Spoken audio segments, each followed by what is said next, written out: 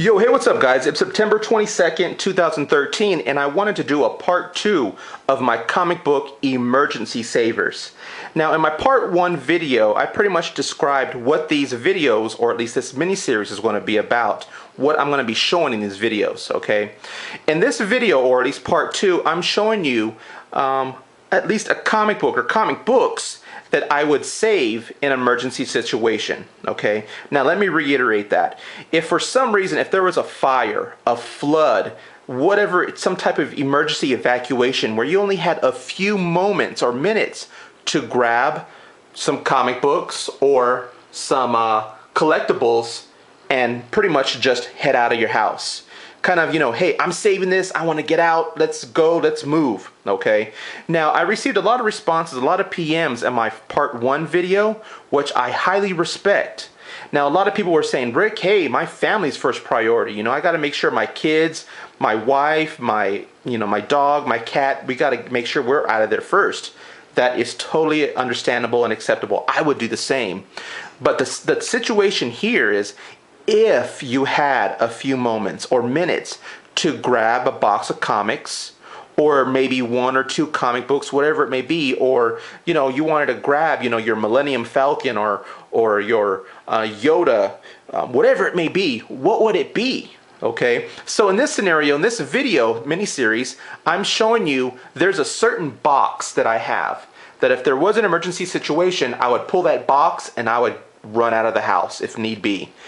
These comic books that I'm showing you are what are in that box, okay? I'm doing a little mini-series, a little video showing 1 or 2 comic books every month. So this is part 2. Let's get right into it. This comic book, guys, I couldn't decide whether or not if I should just do 1 or 2 because it's a mini-series, okay? So I decided, you know what, screw it. Let's go ahead and do 2, okay? So there's 2 right here, and of course they are CGC graded.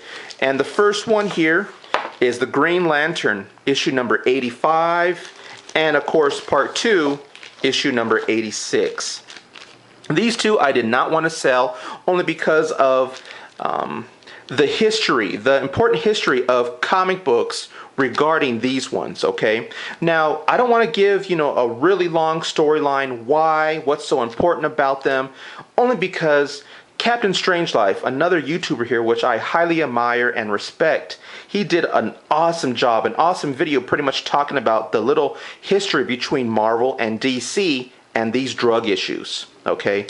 Now, I'm pretty sure a lot of you comic book collectors know what these are, or at least related to, but for you new collectors, or at least newcomers for collecting comic books, what it is pretty much, this is DC's take or rendition about drug awareness.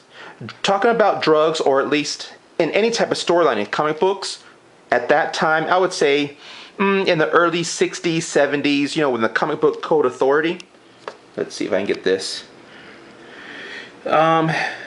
Pretty much back in that time, you would have, every comic book had a stamp. It would have to be approved by the Comic Book Code Authority in order for it to get published, okay? If it didn't get a stamp, it would be a big no-no. In this type of scenario with DC, now let's see, how can I start this? Okay, let me start over, guys.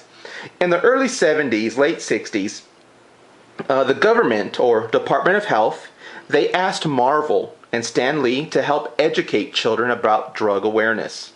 Stan Lee, he wanted to jump at the chance. He's like, hey, this would be awesome. We can do this. It's for the kids. I want to make a story. And so he did. So Stan Lee, he published at that time Amazing Spider-Man number 97 and 98. And it contained a drug-oriented story. I don't want to talk about those issues too much, only because I want to talk about those. But that Amazing Spider-Man 97, 98, that's what started these 2, okay? So let me get back to the little kind of thing I want to talk about. The Comic Book Authority was really strict and had really high standards, all right, guys?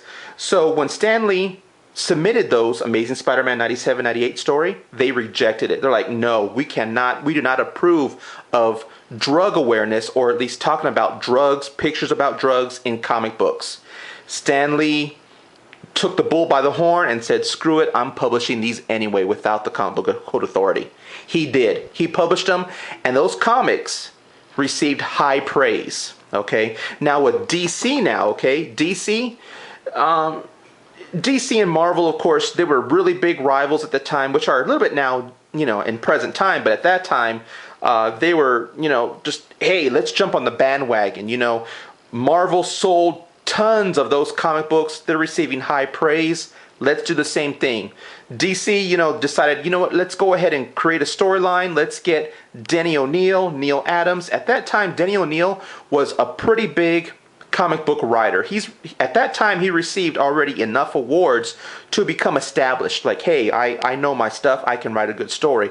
So they had him, Neil Adams, create this storyline right here. And pretty much what it entails, I don't want to talk too much about it because if you haven't read these guys, I really recommend reading these comic books, okay? Pretty much, it's a really cool storyline, really awesome ending, and it talks about the Green Arrow, right? His sidekick, Speedy, he becomes addicted to meth. All right, and it kind of goes to the trials and tribulations of an addict, and pretty much, hey, you got to stop cold turkey. You can't be doing this no more because you can die. And that's what the drug awareness was. Pretty much getting to kids like, hey, you do drugs, it's bad, you can die, or you can have these other scenarios. And it raised a lot of awareness when it comes to teenagers at that time. And the storyline was so great, of course, it received an Academy Award, okay? So anyways, it's a really good storyline, guys. That's one, or at least the main reason why I wanted to save these, because it is a part of history. And plus, being the fact that I had them autographed by Neil Adams, both of them, and their 8.5 condition, check that out. I had to save this, and I'm pretty sure a lot of you out there would have done the same. Do I ever plan on selling these? No. Hopefully I can pass these down to my, my daughter when she gets older, and if she does need money or college or whatever the reason may be, she can sell these. But as for right now, they're going right in my little vault. And yes, that would be the box. These would be two of them that I would save. Now, just to talk about one other issue, guys. When I received these from CGC, one thing I did notice was they're using a different case. Now, forgive me, a lot of you probably already know that. Rick, what are you talking about, different case? I have a few older CGC comic books that I'll end up showing you guys a little bit later, but these are my only ones that I have that are they're pretty much a really thick, nice, really nice case, sealed, okay? Let me show you here. Now, if you can tell the actual thickness of that acrylic, or at least that plastic, it's really, really nice, and I would say maybe, I don't know, 25% thicker than the normal ones, and that's really cool. I really like that.